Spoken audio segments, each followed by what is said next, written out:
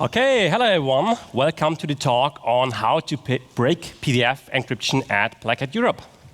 My name is Jens Müller. I'm a PhD student at the Chair for Network and Data Security at the University of Bochum in Germany. And this guy here is Fabian Ising from the University of Applied Sciences in Münster in Germany. Hello. And today we'll give you an introduction to our current research on security flaws in the PDF encryption standard, which is a joint work with other researchers. We call this PDF exfiltration, short for PDFX. So what is PDFX? Some of you may have heard about it.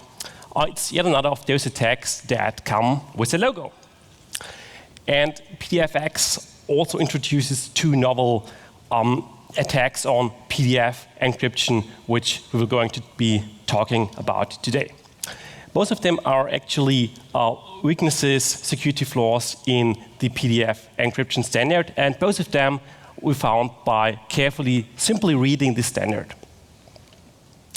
So one is based on security flaws in the PDF data structure format, which allows for partial encryption. We call this attack direct exfiltration. And the other one is based on actual crypto on flaws in the used cipher modes of operation. We call this attack malleability gadgets.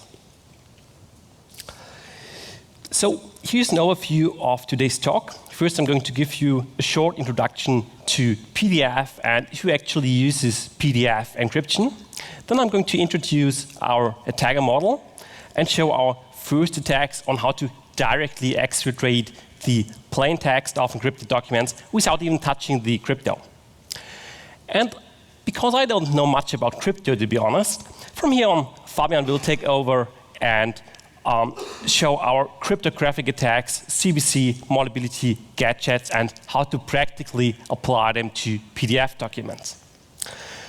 And also an evaluation of 27 popular PDF viewers and some mitigations on how to counter these attacks. Okay, let's start with some facts on PDF. PDF. Who of you has never ever heard of PDF? Well, that's good, nobody. Okay, so we're on the same side here. We are all familiar with the portable document format. It's basically a de facto standard for electronic document exchange these days.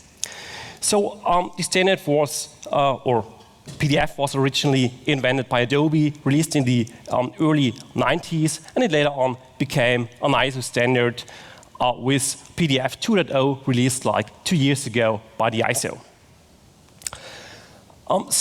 According to Adobe, 250 billion of PDF documents have been opened in their products last year, so that's a lot. That's where all our telemetry data goes to, obviously. And PDF is rather popular, used by almost every company and institution out there. So to measure the actual popularity of PDF, let's have a quick look at Google's statistics for the search term PDF. So as we can see here, the trend is constantly increasing, but maybe the number of internet users has been increasing, okay? So to really measure the popularity of PDF, let's compare this to another keyword. Let's compare PDF to the Queen. And what you can see here is that PDF is currently almost as popular as the Queen. And those are the statistics for the UK only. So, okay, I hope I could convince you that PDF is a rather popular file format, right? Okay, so PDF also supports AES document encryption using either password-based or certificate-based crypto. And AES is considered pretty secure, right? I mean, come on, it's AES. If someone is able to break AES, the sky is falling anyway, so maybe we should give up here. We didn't want to give up yet, so we thought, well, let's have a closer look. How encryption is actually applied in the PDF standard. Maybe they did something wrong. Maybe they did something incorrectly. And yeah, let's first, however, look on who actually uses PDF encryption. So, for example, a local bank in Germany uses PDF encryption. They know that all their customers, they cannot handle PGP and S-MIME. So what they do is they send all sensitive information as an encrypted PDF attachment within an otherwise unencrypted email. And they send the password over a second channel or via SMS, for example. Why not? And then there's some companies that even allow you to do this directly within the email client. So they sell, for example, plugins for Outlook, and you can use PDF encryption as a substitution for PGP or otherwise email encryption. Then a lot of modern scanners and MFPs, they allow you to directly encrypt scanned documents, especially if you use features like scan to email. This can be quite interesting, or this can make sense. Okay, and last but not least, PDF encryption is used by companies and governments worldwide. So, for example, this is the US Department of Justice, which claims to use PDF encryption. So we thought, okay, that maybe that's worth having a deeper look at PDF encryption. But let's first have a look at the attacker model. So we are both academia guys, so we need a formal attacker model, or maybe not so formal in this case. So assume Alice wants to send a PDF document to Bob. Alice is going to encrypt the document because the communication channel cannot be trusted. Let it be email or whatever. Or maybe let's assume there's some kind of shared, maybe cloud storage service, and Alice uploads a document here, an encrypted PDF document, and Bob downloads it later. And its storage may also be accessible by a third party, like by other users, for example. So in such cases, we can obviously not rely on TLS. We need actual end-to-end encryption, and using PDF encryption is some logical candidate for this task, for this workflow, right? Okay, now, what is our attacker allowed to do? Our attacker is an active man-in-the-middle attacker who can perform targeted modifications of encrypted PDF documents, either in transit or at rest. He can also change the document structure using those modifications, or manipulate the actual ciphertext by flipping some bits and so on, before relaying that modified version of the document to Bob, to the intended receiver. So the document is still encrypted, but some changes have been made. We'll see that later. And we assume that a really strong password is used for this document, so we cannot do any offline cracking or things like that. They will not work. Okay, now Bob is going to insert his super secret password or use some certificate for decryption, and then for whatever reasons, the plaintext is leaked to the attacker's server for reasons we'll see later. Okay, so it is important to note, of course, that this is not an offline attack. Obviously, this is an active man in the middle. But the only reason to use end-to-end encryption is that you may assume that there may be some malicious party in the middle. Okay, this is exactly the attacker model that end-to-end encryption should protect you from. Okay, now how does PDF encryption technically work? Let me first give you some basics of PDF, which result in the direct exfiltration class of attacks. Okay, so let's first have a look at a simplified PDF document structure. A PDF document usually consists of 4 parts, which is a header. It's just a one-liner containing the PDF version that is used in the document, like 1.7 or 2.0 or so on. And then we have a body section, which contains the actual content of the document to be displayed, and the definition of all the pages. So this is the important section, which contains all the objects that are actually later on displayed if you open a file. And there's usually a cross-reference section, which contains some indexing table defining the offsets of the objects and things like that. And there's a trailer section, which contains some more information, like a reference to the root element of the document. So as a side note, PDF documents are usually processed from the bottom to the top. Okay, now let's encrypt this very document and spot the differences. Okay, that's interesting. As you can see, not the whole structure is actually encrypted. All that happened is that an encrypt object was added to the trailer section, which contains information like which encryption scheme is to be used, like AES 256 or whatever. And the only objects containing the actual encrypted content are the objects that are later on displayed if you open the document, like content streams, for example. Why is this? Why is the structure unencrypted? So let's have a look at the standard. So the PDF standard says that all strings and streams in a document are to be encrypted, but not other object types, such as integers or Boolean values. The idea is that strings and streams are the ones that hold the sensitive information. Okay, so the reason for this is plain to be efficient. So random access to all objects in the document is to be granted even for encrypted objects. So fair enough. What does that mean in practice? Basically, the whole structure of PDF documents is unencrypted. Only strings and streams in the document are encrypted. So in other words, a passive attacker who obtains an encrypted document can already reveal a lot of information from that document that may be interesting.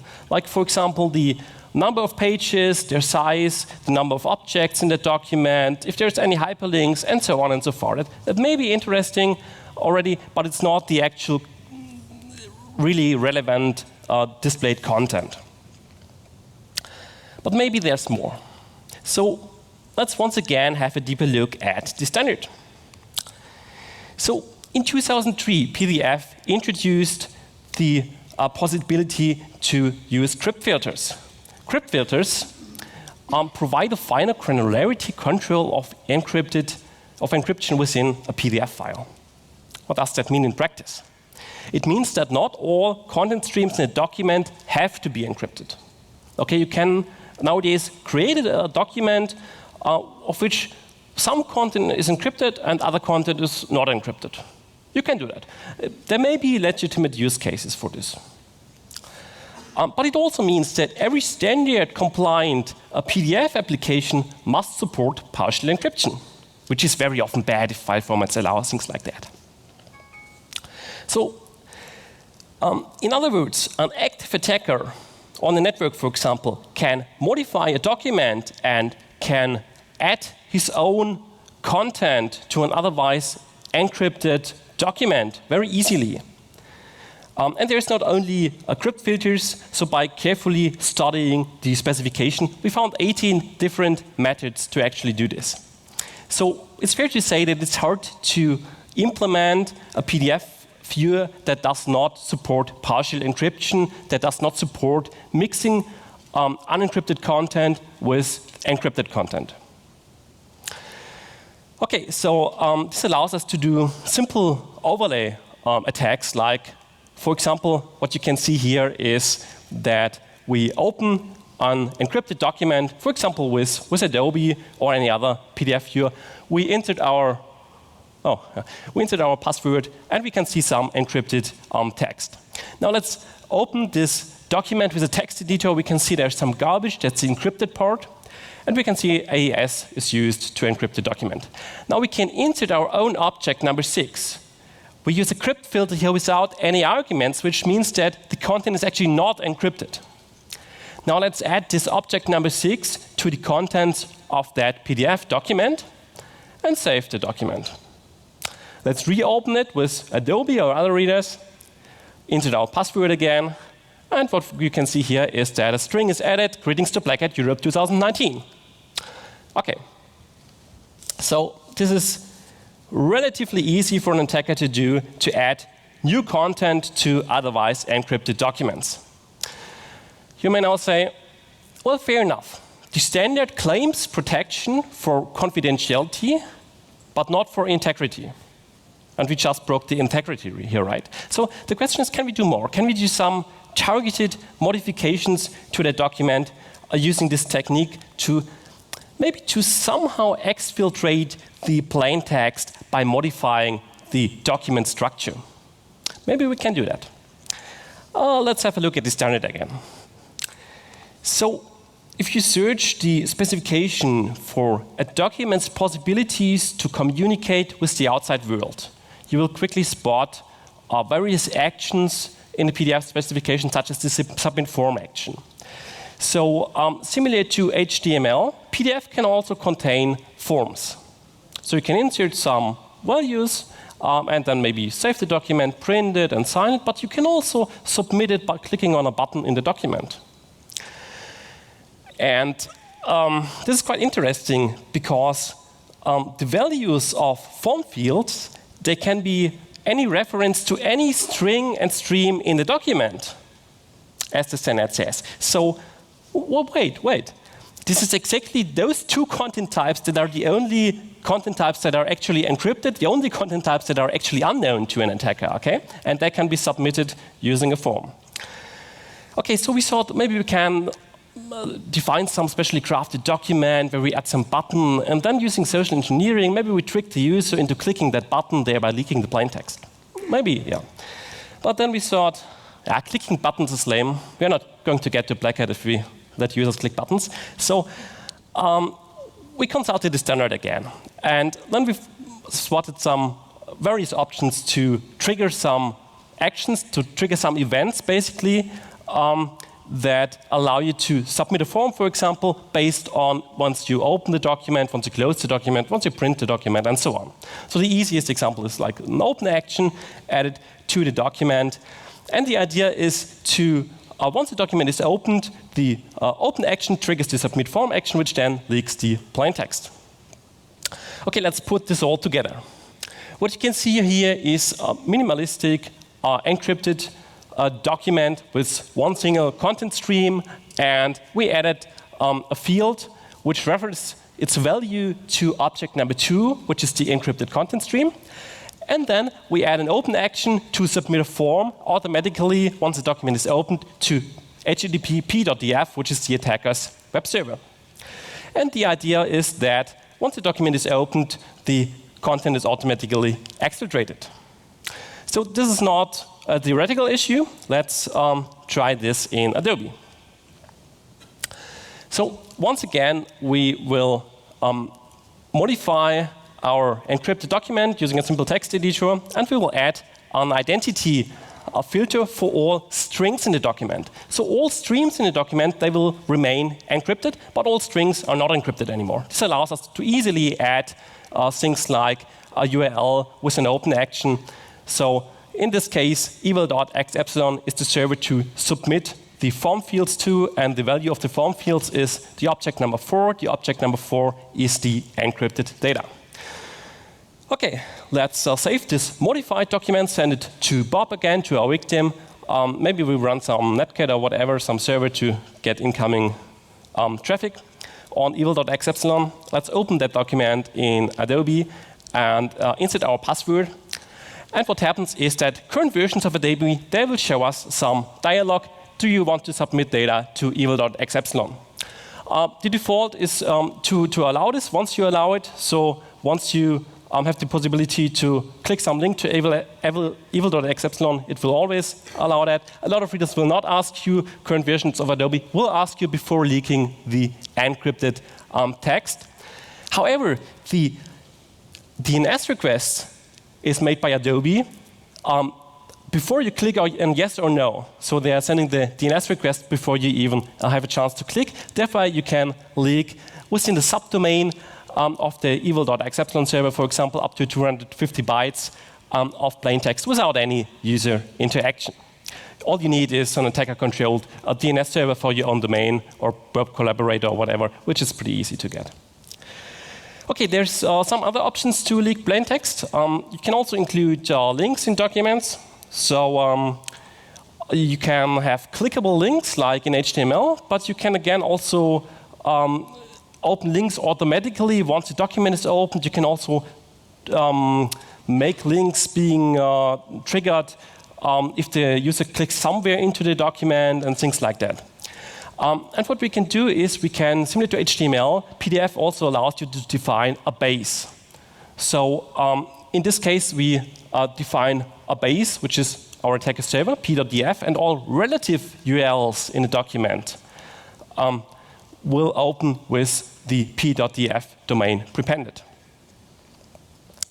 So once this document is opened, a web browser is opened, and the plaintext is exfiltrated within the path of the p.df URL. This is a bit less silent than the forms issue you have seen before because it will open a web browser, but still it's pretty interesting, and a lot of PDF viewers work for hyperlinks but will not submit forms. Okay, and last but not least, there's also JavaScript in some PDF viewers, which allows you to do pretty much the same to access the plaintext content and also leak it if scripting is actually supported. Okay, so much for the super easy attacks. I call them easy because they can easily be crafted and they can also easily be detected by having a closer look at the document structure, right? So we thought, can we do more? Can we somehow modify the document's plaintext by performing targeted modification on the ciphertext level itself? And because I suck at crypto, from here on, Fabian came around, had a closer look at the crypto, and applied all his crypto magic tricks to PDF. Yeah. Thank you, Jens. And let's talk about encryption in PDF. So let's talk a bit more in a broader sense about the history of encryption in PDF. So the first version of the standard didn't have any encryption defined. But after that, Adobe decided to add RC4 encryption with a 40-bit key. So that were expert cipher times, so that was fine for them. Then they decided to add 128-bit keys, and all of this is deprecated by now up until version 1.6 and 1.7, and that's around the point when it became an ISO standard as well. So then they added IS CBC with a 128-bit key. This is still in use. And, well, they updated that in newer versions to use 256-bit keys. And what's important here is that the key derivation function changed multiple times. So it was broken a lot of times, and it was a weird key derivation function, and nobody could say anything about that. But in the last version, they changed it to be a document-level-wide key derivation function. So before, every object had its own key for encryption and decryption. But now, in the newest version, it's a document-level-wide encryption. So the key is the same for all of the objects. For every ciphertext, they use the same key. This will be relevant later. So where there's encryption, there must be some form of integrity protection, right? You want to build a secure data format, so you should have some way to prevent an attacker from modifying your document. Well, in PDF, there is none. So no MAC, no authenticated encryption, so no ISGCM. It's simply ISCBC without any integrity protection. That's what got us thinking. Haven't we seen this somewhere before? So some of you might remember our attacks from last year, the e-fail attacks, or CBC Gadget Attacks in encrypted emails, in SMIME and OpenPGP. And basically, the attacks we applied here are pretty similar. But if you don't remember, no worries, I'll give you a brush up on that. So these malleability gadget attacks mainly require 3 ingredients. 1, we need ciphertext malleability, and more than not a MAC, so we need more malleability. I'll come to that. And to perform malleability attacks, we almost always need some part of known plaintext. So we need to know some part of the plaintext to be able to modify the ciphertext accordingly. And finally, of course, if we want to leak plaintext back to an attacker, we again need an exfiltration channel.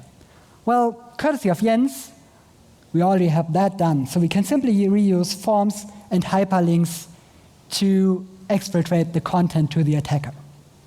So let's look at ciphertext malleability. And some of you might remember this graphic from Crypto 101 or whatever crypto lecture you maybe had somewhere. So this is the decryption function of ISCBC. So it's the ciphertext up here, the plaintext down here, and it simply works by taking a block of ciphertext, decrypting it, and XORing the previous block of ciphertext onto that to get the plaintext. So what happens if you decide to change a single bit in the ciphertext, like in the initialization vector in the IV up here? Well, if you do that, that very same bit changes in the plaintext. That's due to this XOR operation. So you can flip bits in the plaintext. But you can do more. So if you happen to have some known plaintext, for example, you know the first block P0 down here, then you can simply XOR P0 onto the IV and get what we call a gadget. So it's all zeros down here, and this is basically a blank sheet of paper. And you can put that anywhere in the ciphertext and have a blank sheet of paper. So what can you do with the gadget? Well, you can XOR a chosen ciphertext onto that. So simply take your URL, http p.df, and XOR that onto the IV, and you get the URL in the decrypted plaintext. So that works quite nice at the beginning of the document, but as I've said, you can copy a gadget and use a different plaintext somewhere else. What happens if you do that is this.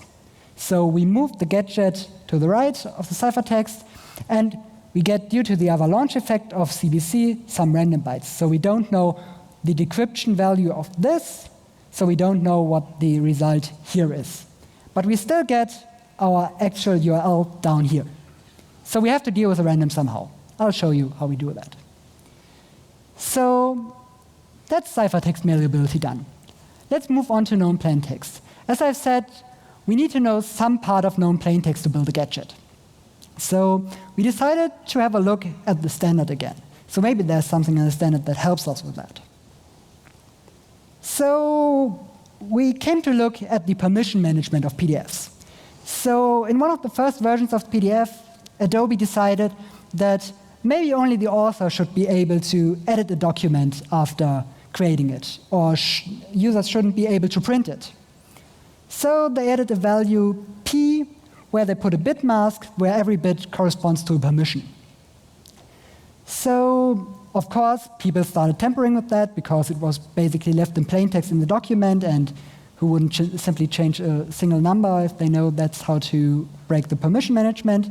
So the ISO working group decided in PDF 1.7 that it should, of course, encrypt that as well. So any compliant reader has to compare this value to the encrypted value, so the original value is left in place, and a viewer has to compare that to the encrypted value to be sure that nobody changed that. Okay, so how does this look? They used IS 256-bit for this, and therefore they need a block of plaintext. So at first they decided to add some ones for extension. So they decided to simply add some bits for extension, 4 bytes of ones. Okay. Next, they put the permission value, so that has to be somewhere in there to be efficient. So that's the next 4 bytes, so that's the bit mask of permissions. Next, they put a character T or F for true or false in there to show if the metadata of the document is encrypted. And finally, they put an acronym in there, ADB for Adobe probably. And finally, to fill up 16 bytes, they added some random. So that's unknown to us. But, well, we know the first 12 bytes of that. So that's known plaintext by design. And that is quite nice. So let me show you how that looks in an actual document. So we have this quite complex encrypt dictionary. You can see down here the P value I've mentioned, so that's the unencrypted bit mask of permission. And the perms value is the extended value, so that what I've shown you in the last slide. And this is encrypted with IS. So remember what I've told you before about the key derivation. In PDF 1.7 extension level 3, they decided to use a document-wide key. And that means that every ciphertext in this document is encrypted under the very same key. So any plaintext from the perms value can be reused in any other ciphertext. So to sum that up for you, Adobe decided to add permission management to the PDF format. The ISO standards group decided to encrypt that to prevent tampering. And now there's known plaintext available to attackers. And that's bad. So that's all ingredients done. So let's look at what we can do with that. Remember, we only have 12 bytes of known plaintext, so that's the difference to a complete gadget. But we have found that this is enough to change the displayed text, so do an overlay attack again. We simply use a gadget to insert text and put a comment sign after that, and the random bytes, so 4 bytes of unknown plaintext from the perms and 16 bytes from the avalanche effect I've shown you, and comment that out. So how would this look in a document? Well, basically like this. So here I created a completely new object inside that. So overlay attacks can be done with gadgets again. Let's talk about really exfiltrating plaintext, so that's why we are here for. So let's look at forms again. You have seen a form before, like a few slides back with Jens. And again, the form field is 2.0, so the actual encrypted data, and the URL is now a gadget. So we simply put a short URL, p.df, so HTTP, p.df, that's around 12 bytes, so just so you know. We put that in there, and we can use that to exfiltrate data again. And we'll see how this is automatically done in Chrome in the next demo. So, okay. The user opens the original document and puts in the password. Okay. The text will be bigger, so no problem here. So we see the secret text, hello black hat, and we want to leak that. So I've prepared a script that will perform the gadget attacks for you. So what it will do is it will get the known plaintext from the perms value. It will generate a blank gadget from that. It will be generating the URL, get a value, a string value to make it look nicer, and then we save that to a document, open the HTTP server, open the modified document, the user inputs the password again, and there's a plaintext. And it's not only the plaintext, but it's actually the whole stream. So we see everything that's inside this object we leaked. So that's pretty nice, and that was automatic. That was fixed in the newer versions of Chrome, of course. Okay, let's look at hyperlinks. So we can change display text, we can define new form URLs, but we can also prepend URLs to existing ciphertext. So now we manipulate the existing objects, the existing ciphertext. Well, we can do that by simply prepending a gadget to the original ciphertext, and we get a URL. Of course, there are 20 bytes of random in that, and that might break URL encoders. In practice, it does quite often. So let me talk about issues with that. So our gadgets are short. That means our URLs are short. 12-byte URLs, well, you might be hard-pressed to get the domain p.df in real life. And there are random bytes in the URL, so that might break URL encoders. So this is all a bit flaky. It's not as stable as it should be. And, well, I've mentioned it before, but of course, if you use CBC, we use PKCS7 padding, and if we don't know the last bytes, that's bad, because we can fix the padding, and so on and so on. Another problem was that most plain text in PDF documents is actually compressed. So those are harder to exfiltrate. Compressed plain texts are harder to exfiltrate because if you simply ignore the compression and prepend a URL rather, that will again break the URL encoder because to the URL encoder that's basically random bytes again. And pre- and appending text to compressed plain text is more complicated. So we could have stopped there, but we were, well, maybe compression can do something for us. So the compression used is the so-called deflate compression. And deflate has two nice properties for us. One is the data stream, the compressed data stream, is separated in so-called segments or blocks. And segments can be uncompressed or compressed. So you can mark a segment as uncompressed and write simple text in that. And then say, this segment is over, start with the next one. And the second one is the actual compression is performed by using so-called back references. So I can refer back to a segment where I wrote something and use that again in the ciphertext, or in the plain text rather. So let's build this from the ground up with gadgets.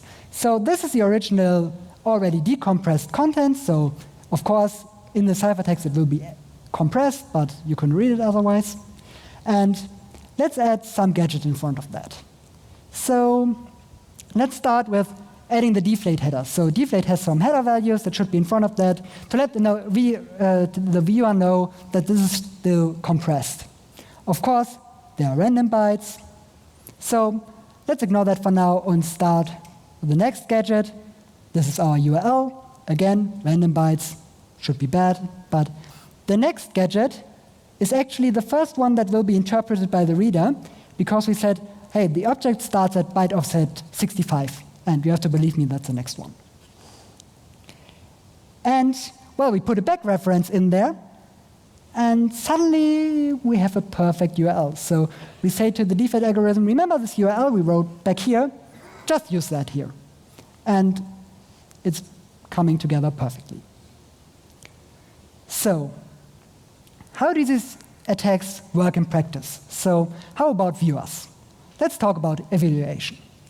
So, we tested 27 PDF viewers, 27 more or less popular PDF viewers, and found all of them vulnerable to at least one of our attacks.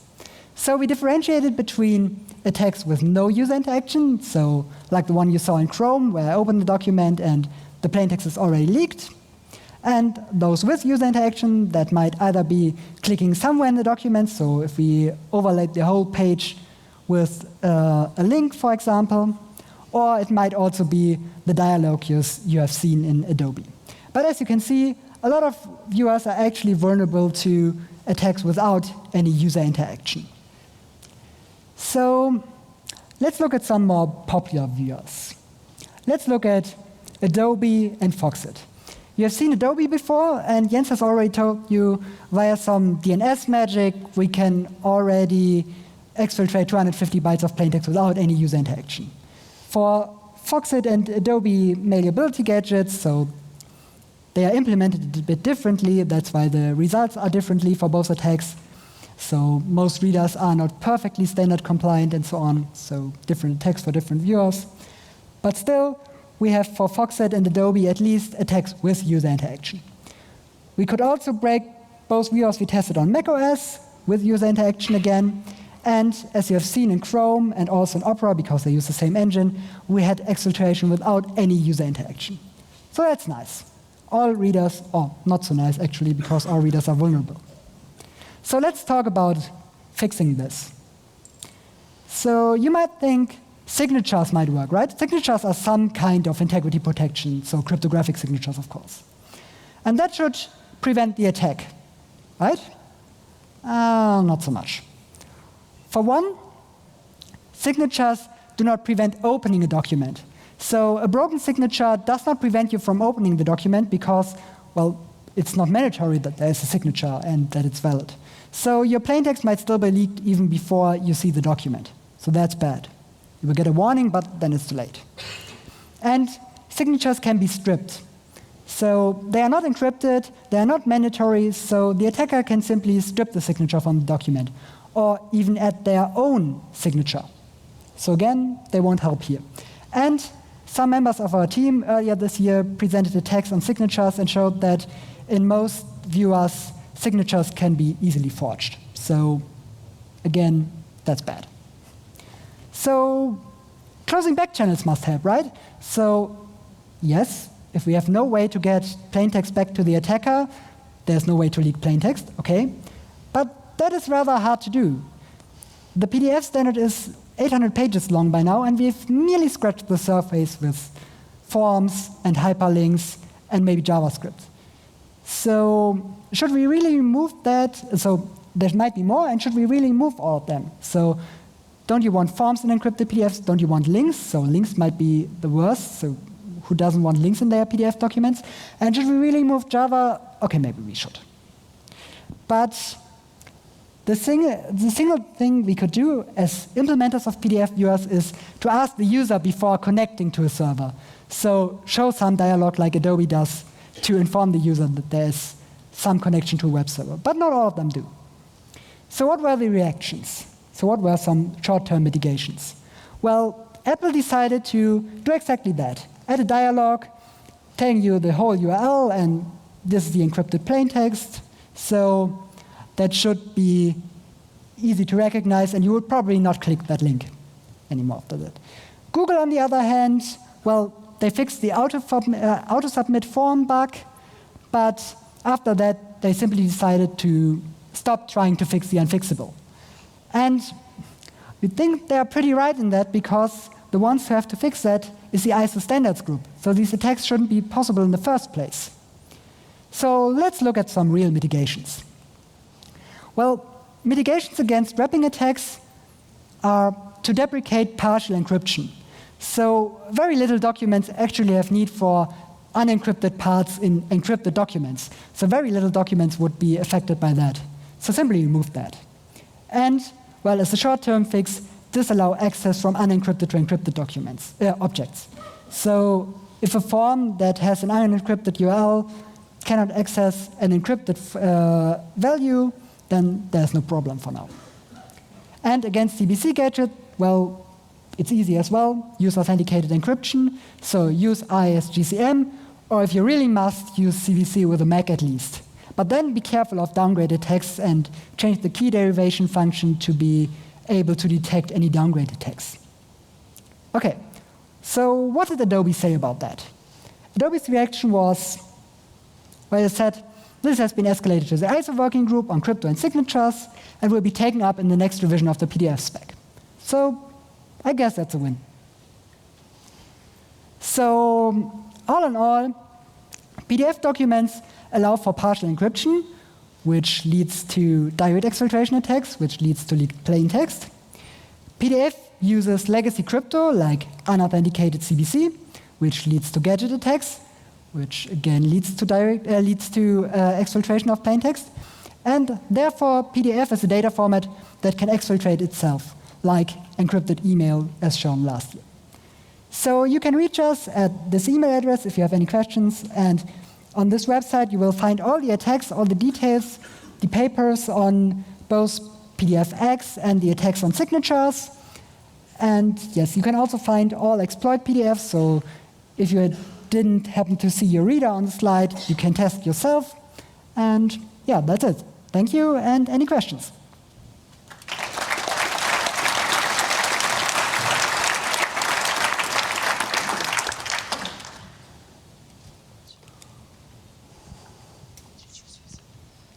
Hi. Will your method work to reveal redacted information in a PDF document where the owner of that PDF document has redacted the information using a recent version of Adobe? What is the question? If you can do that in recent version of Adobe's? Uncover redacted text, is that the question? Yeah, so if you have a document that... Well, this is about encryption, so it's a bit off topic, but we evaluated exactly this last week, and no. So the redaction functions of all modern PDF viewers are actually pretty good, pretty well implemented these days. If you use the actual text redaction function, they will actually work on the underlying object, that'll be an image or in text, and actually redact it. In Adobe, actually, if you delete the text or object, under some circumstances, it will still be in the document. As I said, it's got nothing to do with encryption, but it's quite interesting. If you export from other applications, like from Word and so on, the redaction function may not be that good, as we see in the news all the time when you can unredact some text in documents.